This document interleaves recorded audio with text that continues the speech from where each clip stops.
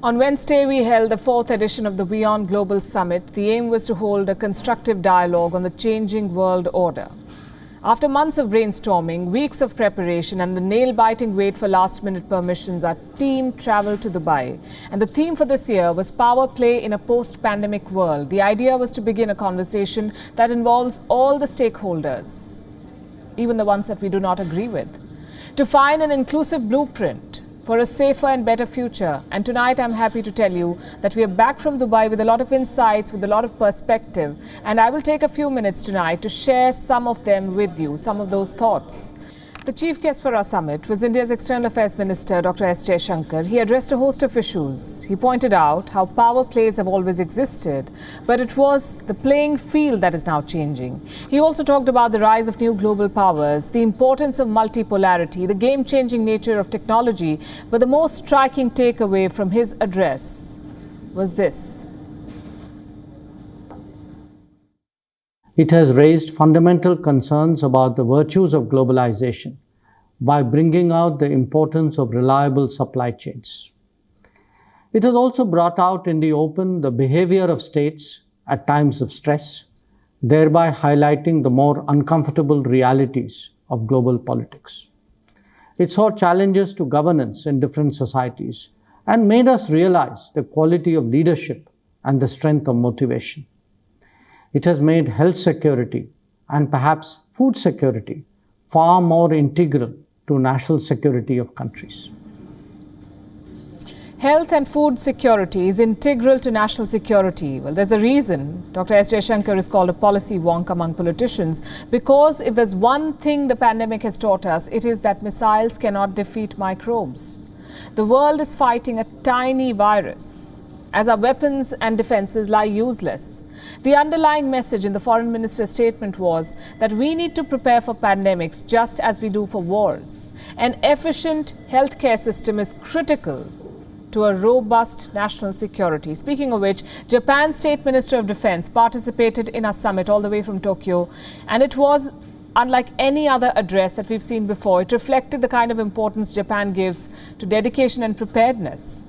Mr. Yasuhide Nakayama used technology to make his point, and he made it very well, we have to say. He came prepared with PPTs, real-time maps and charts, and in simple words, he explained to us the growing threat that China poses to the stability of the Indo-Pacific. You have to watch this.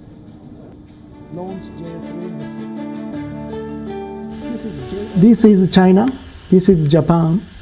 If the China, especially the naval power, if they want to go out to the Pacific Ocean, this is kind of like a protection line to the Pacific Ocean.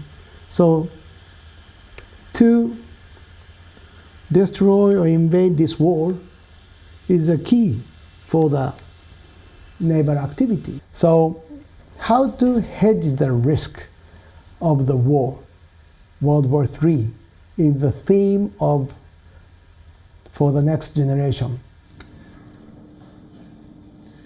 Which brings us to China. Like I said, we wanted all stakeholders to have their say, so we extended an invite to Miss Regina I.P. Lau Suu-Kyi. She's a member of Hong Kong's Legislative and Executive Council, and this city has been in the news throughout the year last year. And on the same panel, we had Michael Tsai, former Defense Minister of Taiwan, and we were prepared for them to have a difference of opinion, but not for the way these differences manifested themselves. It was dramatic and unfortunate, we have to say. Our Chinese guest walked out when our Taiwanese guest rightly called COVID-19 the Wuhan virus, and when he referred to Taiwan as a sovereign nation. Greeting from Taiwan, love from Taiwan as well. In response to your questions about the multilateral institution fail in this COVID-19, or you may call the Wuhan virus. I beg your pardon. I don't think you should stigmatize this virus by calling it Wuhan. All right. I will depart. I will leave this platform if you use this term again. Fortunately, Taiwan as a nation, it is most lucky I am nation sorry, of the I have to world. leave this forum. Taiwan is not a nation. It is a renegade province of the People's Republic of China. The whole point of this Well, conversation Taiwan is has to been- have everyone put their points across, Yeah, and please.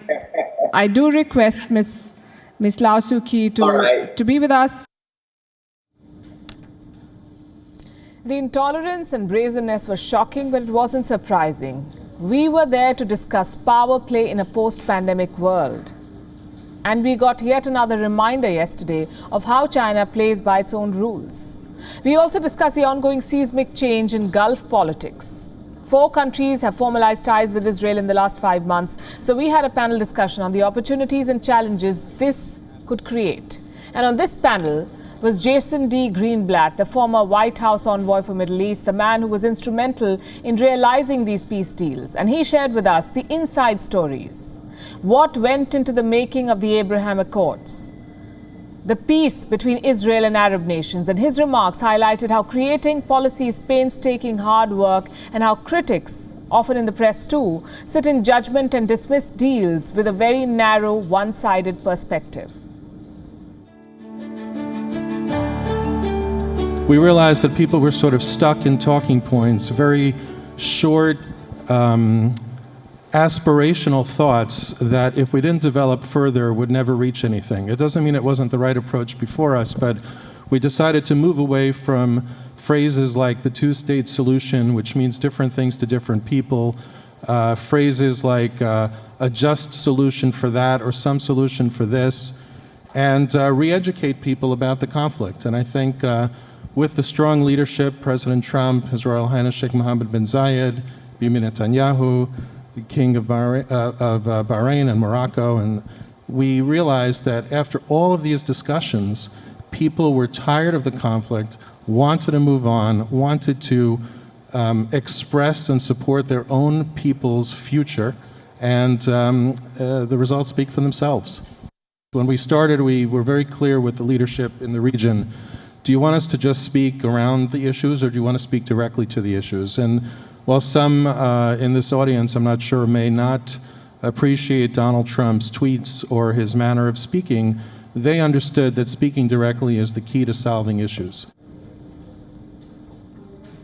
Next, we had a discussion on the price of the pandemic, $16 trillion and counting. On the panel were guests from Poland, the UK, Australia and Russia. One of them spoke about the role India played during the pandemic. Alexander Dinkin, economic advisor to the Prime Minister of the Russian Federation, said that India is one of the few powers which is independent from all capitals around the world.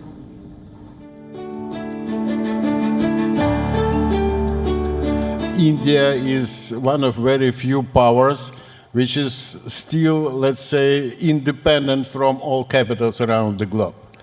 When we look at Europe, you remember that during the 45th president, during Mr. Trump, idea of strategic autonomy spreading across the European capitals. Not anymore. Everybody happy with the leadership of the Washington. So I guess that India is the very important player in the post-COVID global order. There are many more insights to share, many more ideas to dwell on and decode. For us, the biggest takeaway was this. In the middle of a pandemic that threatens to surge again with new mutations and rising cases, we managed to have thought leaders from more than 15 countries on one platform. This conversation, we say, was critical. The pandemic is changing our world, and we can give direction to that change instead of being swept by it. If we define the challenges and discuss potential solutions, we become active participants in shaping the post-pandemic world.